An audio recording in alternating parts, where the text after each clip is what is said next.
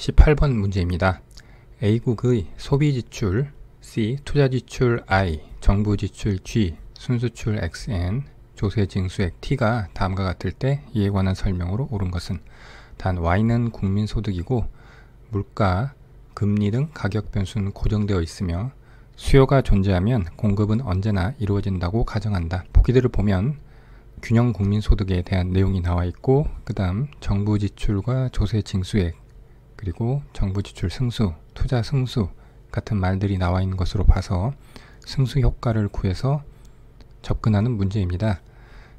그리고 문제에서 물가와 금리 이러한 가격 변수가 고정되어 있다고 했고 수요가 존재하면 공급은 언제나 이루어진다고 가정했기 때문에 단기의 상황을 가정하고 있음을 알 수가 있고요. 그래서 유효 수요가 이 경제의 국민소득을 결정하는 모형이라는 것을 알 수가 있습니다. 승수효과라는 것은 투자나 정부 지출 같은 것이 증가 또는 감소할 때 그 증가분, 감소분의 일정 배수만큼 국민소득이 증가 또는 감소하는 효과를 의미합니다. 승수효과를 구하기 위해서 우리는 국민소득 계정 항등식을 가지고 접근을 해보도록 하겠습니다. 이렇게 국민소득 계정 항등식을 적고 문제에서 주어진 각 행태 방정식과 이 숫자들을 대입을 하면 이렇게 전개가 됩니다. 이것을 y에 대해서 정리하면 0.2y가 1100이 되고 현재의 균형 국민소득은 5500이 나옵니다. 먼저 보기 1번에서는 균형 국민소득이 4000이라고 했으니까 이것은 틀린 보기가 되겠죠.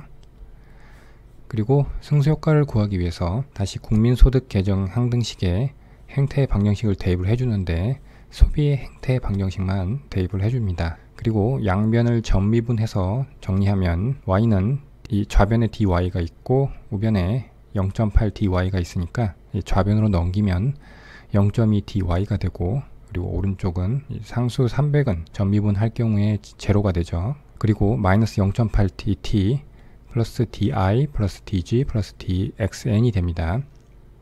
우리가 관심 있어 하는 승수는 이 조세 승수, 투자 승수, 정부 지출 승수니까 각각을 다른 요인들은 제로이고 관심 있어 하는 경제 변수가 변화할 때 dy, y의 변화분이 얼마나 되는지를 도출하면 아래와 같습니다. 먼저 정부 지출 승수인데 이것은 dt, di, dxn이 제로라고 하고 d지분의 dy를 구하면 5가 되고요.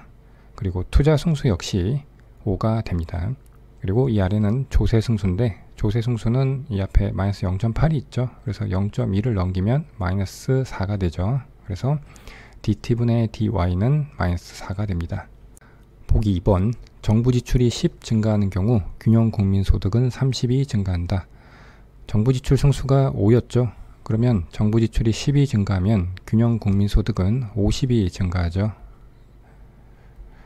그리고 3번 조세 징수액이 10 감소하는 경우 균형 국민소득은 30 증가한다. 조세 승수는 마이너스 4였죠. 그러면 조세 징수액이 10 감소하면 균형 국민소득은 30이 아니라 40이 증가하게 되겠죠. 4번 정부 지출과 조세 징수액을 각각 100씩 증가시키면 균형 국민소득은 100이 증가한다. 정부 지출을 100 증가시키면 균형 국민소득은 승수 5를 곱한 500이 증가하고 조세 징수액을 100을 증가시키면 조세 승수가 마이너스 4이니까 균형 국민소득은 400이 감소합니다. 그러면 500 증가 400 감소니까 균형 국민소득은 100이 증가하죠. 그래서 4번이 맞는 보기가 되겠고요. 5번 정부 지출 승수는 투자 승수보다 크다. 둘이 똑같이 5죠. 그래서 이것도 틀린 보기가 되겠습니다. 따라서 18번의 답은 4번이 되겠습니다. 19번 인플레이션에 관한 설명으로 옳은 것은 먼저 인플레이션이라는 것은 물가 수준이 지속적으로 상승하는 현상을 의미합니다.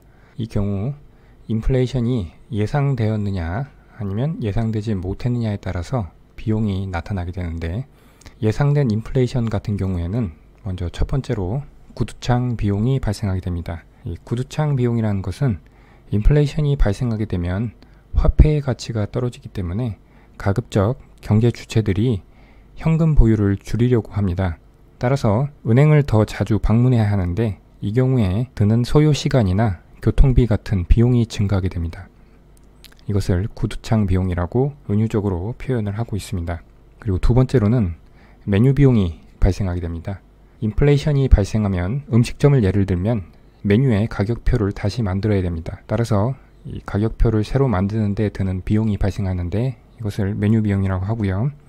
이 메뉴 비용이라는 것은 가격을 변동시키는 데 지출되는 각종의 사회적 비용들을 지칭하는 은유적인 표현입니다. 그리고 세 번째로는 화폐가 가지는 기능 중에 계산 단위로서의 기능이 있습니다. 이것은 어떤 계산을 하기 위한 단위로 사용되는 기능을 의미하는데, 인플레이션 발생으로 인해서 화폐 가치가 계속 하락을 할 경우에 경제 주체들이 화폐 가치를 정확하게 평가할 수 없고, 이에 따라 경제적 의사결정에 혼란을 가져오게 됩니다. 따라서 경제 전체적으로 자원 배분의 효율성이 저하되는 비용을 발생시키게 됩니다. 이것이 예상된 인플레이션의 비용 중 대표적인 것들이고요. 하지만 이러한 비용들은 보기 2번에 있듯이 피셔 가설에 따르면, 피셔 가설은 명목이자율이 실질 이자율 더하기 물가 상승률로 결정된다는 주장인데, 합리적인 경제 주체들이라면 인플레이션율을 반영해서 명목이자율을 결정하기 때문에 장기적으로 실질 이자율은 안정적이라는 가설입니다. 즉, 이렇게 인플레이션이 예상될 경우에 경제 주체들이 이것을 감안하여 경제 활동을 하게 되니까 예상된 인플레이션이 유발하는 사회적 비용은 작다고 볼 수 있겠습니다. 그 다음, 인플레이션이 예상되지 못했을 경우에는 어떤 비용이 발생하는지 보면, 먼저 채권자로부터 채무자에게로 자의적인 부의 재분배가 일어납니다. 즉, 인플레이션이 발생할 경우에 현금, 예금, 채권 등을 보유하고 있는 채권자는 손해를 보게 되고, 돈을 빌린 채무자들은 이익을 보게 됩니다. 그리고 고정된 급여를 받는 종업원들은 손해를 보고, 이를 지급하는 기업들은 이득을 보게 됩니다. 그런데 만약 이 인플레이션이 예상이 되었다면 계약 관계에서 이것을 반영하여 계약이 이루어지기 때문에 그 비용이 크지 않다고 볼 수 있겠는데, 하지만 인플레이션이 예상치 못하게 발생할 경우에는 이 비용이 크게 됩니다. 그리고 두 번째로는 자원의 효율적 배분을 저해하게 됩니다. 인플레이션이 예상치 못하게 발생할 경우에는 제품 가격이 상승했을 때 이것이 시장에서 자사 제품에 대한 초과 수요로 인해서 상대 가격이 상승해서 발생한 것인지 아니면 일반적인 물가 상승 때문인지를 구별하기가 어렵게 됩니다. 따라서 인플레이션에 의해서 제품 가격이 상승했을 때 생산자들이 자신이 생산하는 상품의 상대 가격이 상승했다고 착각을 해서 생산량을 늘린다면 이것은 자원의 비효율적인 배분을 발생시키게 됩니다. 그리고 이렇게 인플레이션이 예상치 못하게 될 때는 사람들은 장기 계약보다는 단기 계약에 집중하게 됩니다.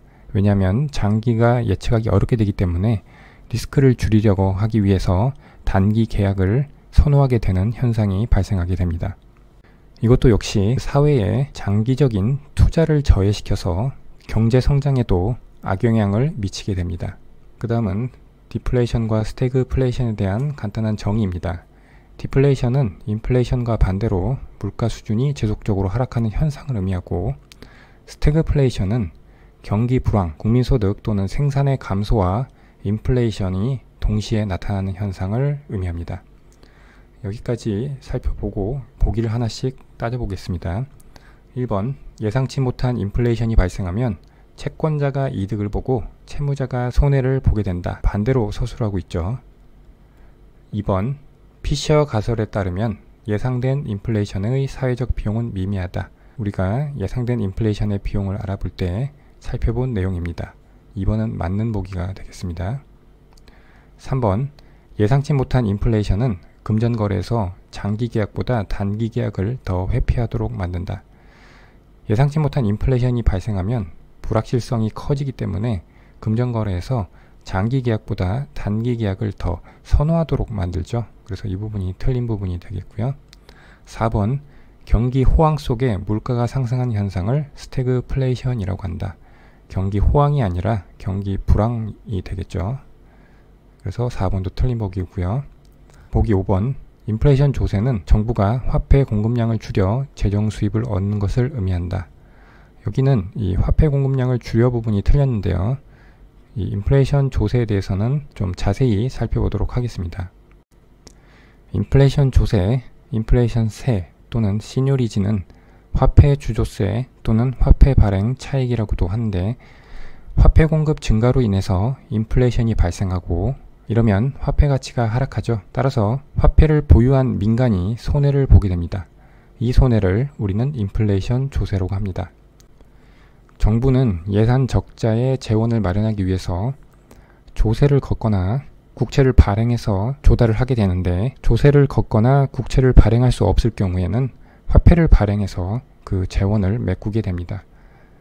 이 식은 정부가 예산 적자의 재원을 전적으로 통화 공급을 통해서 조달하는 경우에 실질 수입을 의미합니다.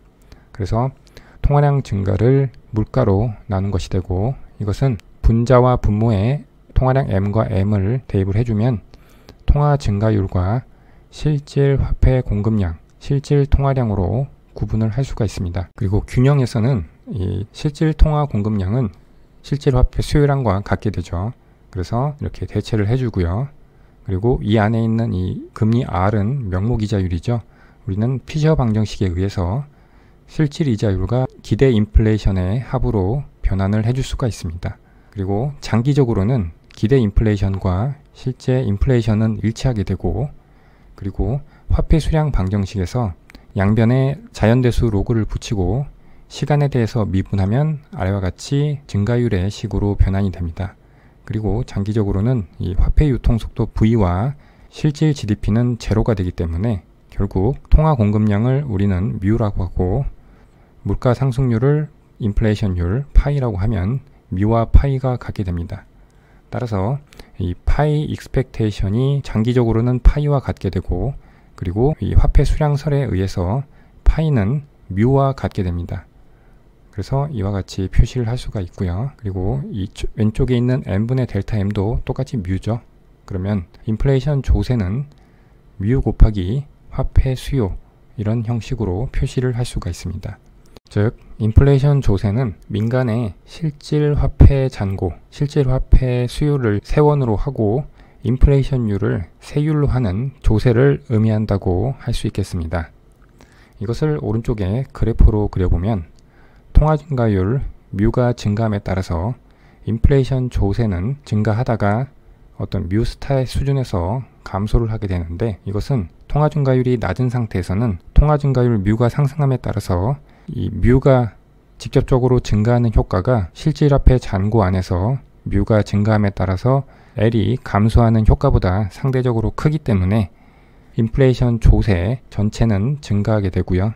하지만 어떤 수준을 넘어가게 되면 통화 증가율 뮤가 상승할 때 실질 화폐 잔고가 크게 감소하기 때문에 화폐 발행 수입은 오히려 감소하게 된다는 이러한 모습을 나타내게 됩니다. 물론 이러한 모습은 대부분의 교과서에서 이런 방식으로 설명을 하고 있는 것이고, 이 화폐 수요 함수의 구체적인 모습에 따라서 이 모양은 변형이 될 수가 있겠습니다. 그럼 다시 보기로 돌아와서 19번의 답은 2번이 되겠습니다.